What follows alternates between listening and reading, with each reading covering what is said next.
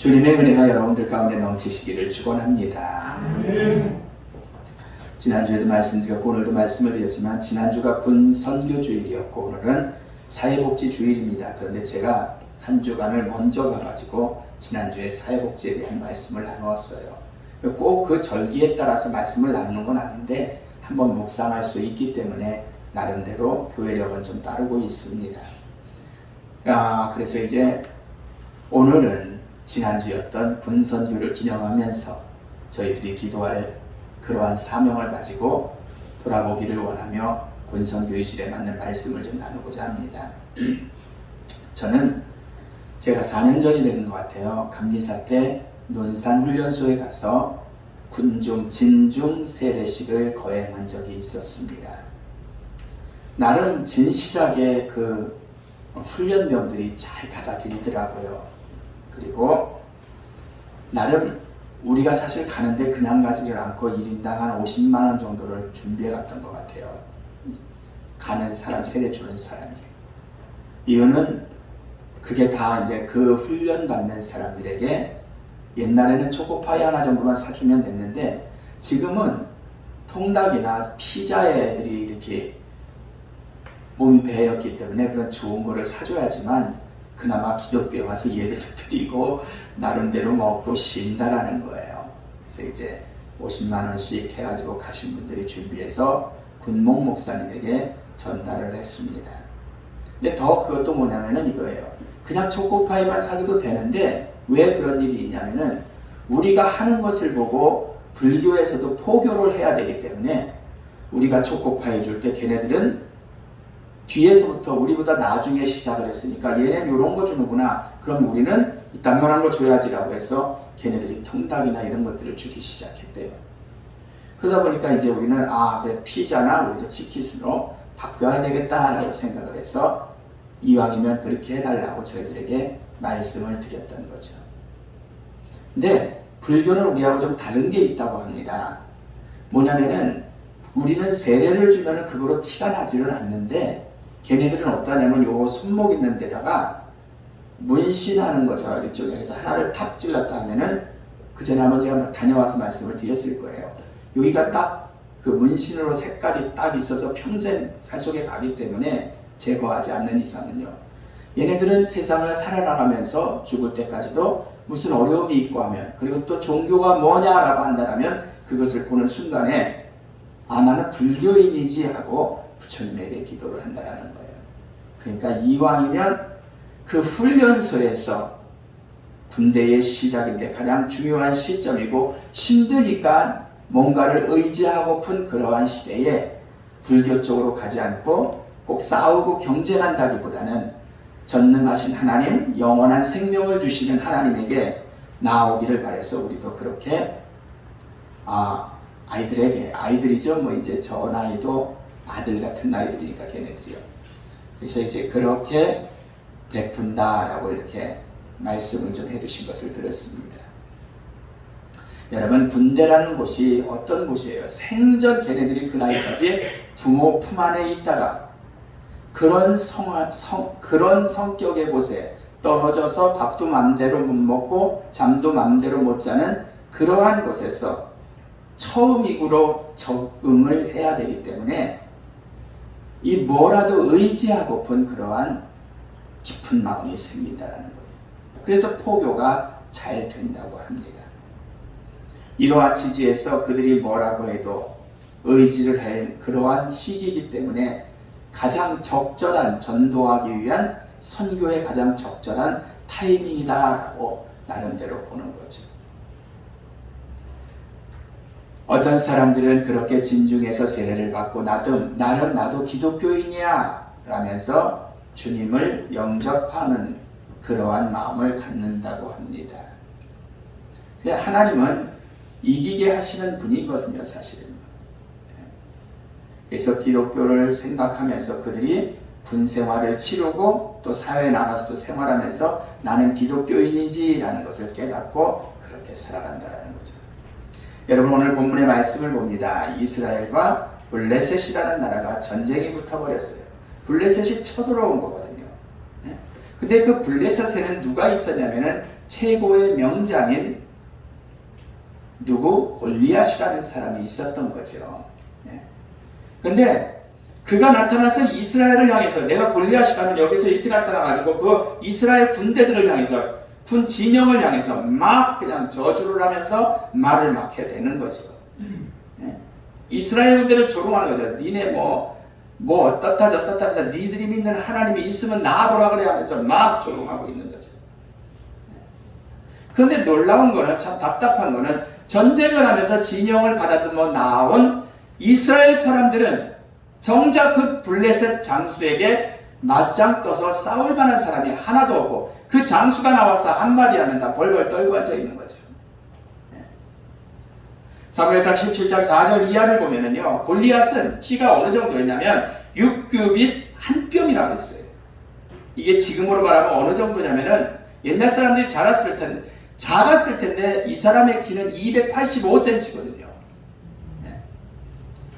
기네스북에 올라가 있는 세계에서 가장 키가 큰 사람은 여러분들 생각은 어느 정도 될 것 같아요? 이 골리앗 말고, 그거는 이전의 시대니까 기네스북에 올라가 있는 사람의 가장 큰 키는 한번 들어보시기 바래요. 1919년에 미국 일리노이주에서 살고 있었던 로버트 패싱이라는 사람인데 키가 172cm였대요.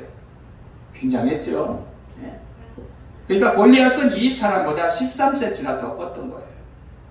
그런 장수가 나와가지고 나하고 한번 싸우자 뭐 이러면서 하나님을 믿는다는 것들아 니들이 웃기다라고 하고 조롱을 하니까 벌벌 떨기만 하는 거죠.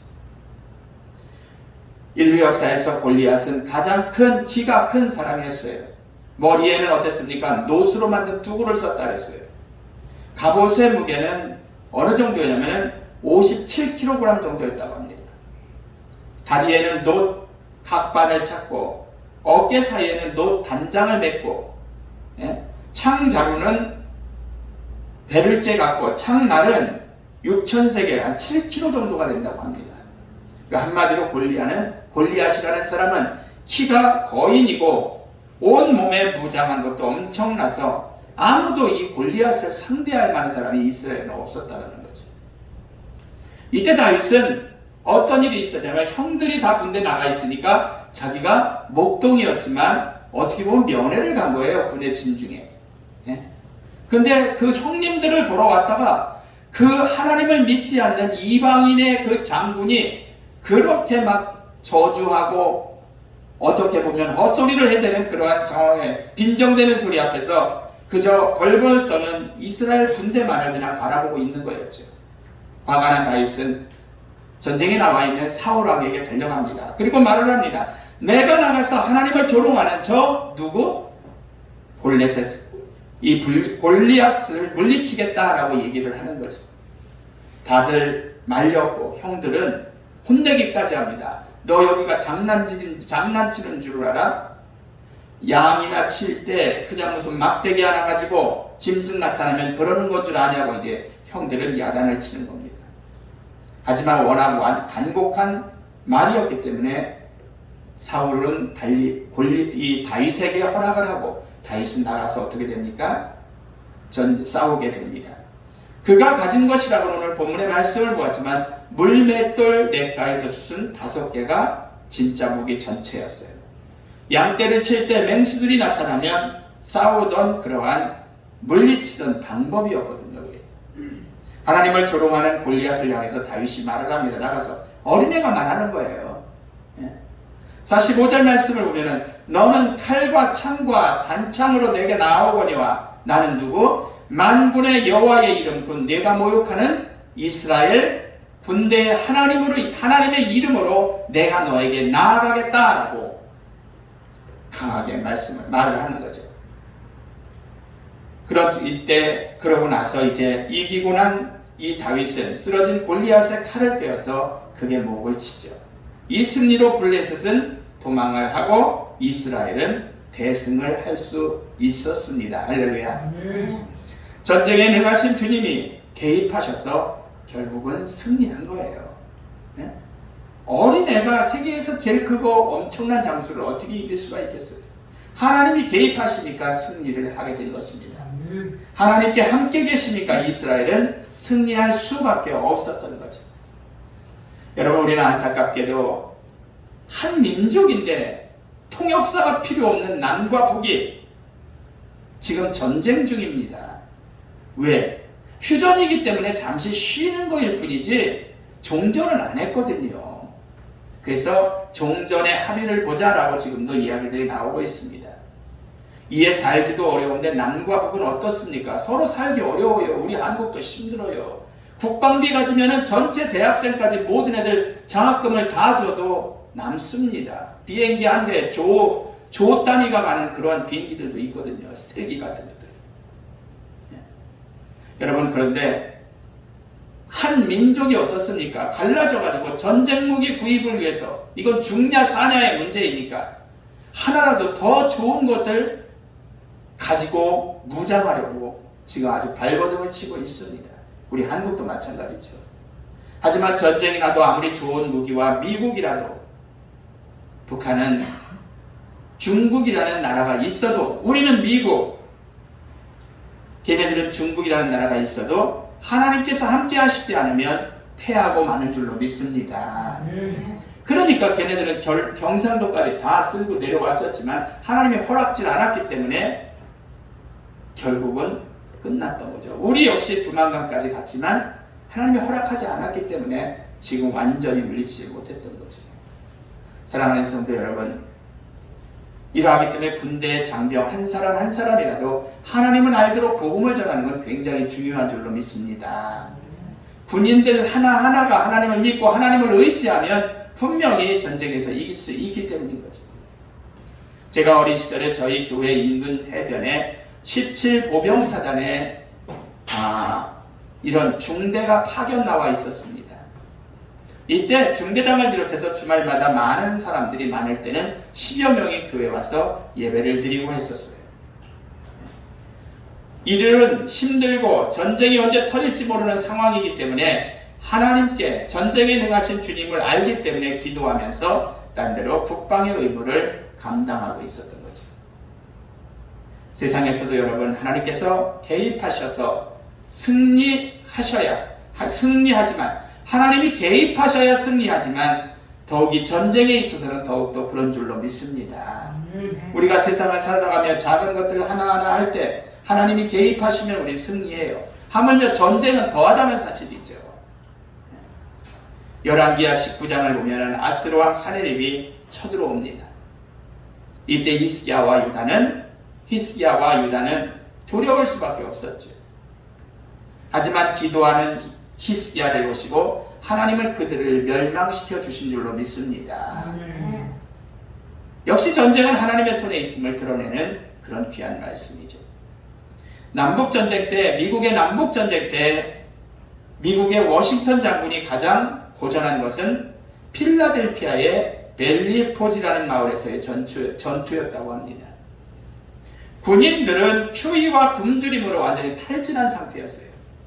그리고 그 상태는 북군이 이길 수 있는, 워싱턴 쪽이 이길 수 있는 확률이 거의 없었거든요. 워싱턴이 전쟁에 승리할 것을 믿는 사람은 거의 없었다는 거죠. 그러나 워싱턴의 비서인 루이스는 이런 말을 했습니다. 필승을 확신한다는. 왜냐하면 장군은 하루에 4번씩 성경을 펴놓고 기도하고 있다. 기도를 마치고 나오는 그의 얼굴은 너무 평화롭고 승리의 확신에 가득 차 있다라고 이 비서는 얘기를 했습니다. 사랑하는 성도 여러분, 워싱턴은 성경 묵상과 기도를 통해서 마음의 평강과 하늘의 지혜를 얻어 대승한 줄로 믿습니다. 그의 기념 교회당이 있는 그곳에는 그가 날마다 외우던 기도문이 그대로 새겨져 있대요. 하나님, 이 나라를 지켜주실 분은 하나님뿐이십니다. 이 나라 지도자들이 무엇보다 하나님의 말씀을 사랑하고 그 말씀을 순종하며 정직한 생활의 본이 되고 겸손히 백성을 섬기게 하소서. 아멘. 여러분, 우리는 군대에 가 있는 군인이 아닐지라도 늘 영적 전쟁에 있는 군사인 줄로 믿습니다. 이 세상을 살아나가면서 우리는 마귀의 세력과 늘 싸우는 거거든요. 이 영적 전쟁에서 곧 승리하는 비결 역시 주님이 함께 하셔야 가능한 줄로 믿습니다. 1967년 6월 5일 발생했던 250만 이스라엘 사람, 250만 명, 인천이 300만 정도 되는 걸로 알고 있거든요. 그러면 250만 명을 생각해 보세요. 인천보다 작은 숫자죠. 250만 명의 이스라엘과 전체 국민 1억 5천만 명의 어디에요? 아랍 사람들이 전쟁이 붙었잖아요. 6.1 전쟁. 구름대같이 아랍권 연합 군대의 대전쟁에 마치 사사기의 7장 8장에 나오는 기드온의 300용사 군대와 같은 그런 전쟁이었죠. 게임이 안 되는 거예요. 이거는. 결국 다윗과 골리앗의 싸움과 같은 상황이었지만 하나님께서는 당신을 믿고 의지하는 이스라엘을 승리하게 하신 줄로 믿습니다. 결론적으로 말씀을 드리고 마쳐요. 그저 우리의 아들들이 훈련소 가서 고생하기 때문에 간식이나 주자는 게 아니고 하나님을 알게 함이 목적인 거잖아요. 하나님이 승리를 주기 때문에. 기도하는 군사들이 더욱 많아질 때 우리는 평화 통일도 이룰 수 있는 것입니다. 더구나 병사들의 군복무 중에도 개인적인 영적 전쟁이 일어나도 승리할 수 있게끔 해주기 위해서입니다.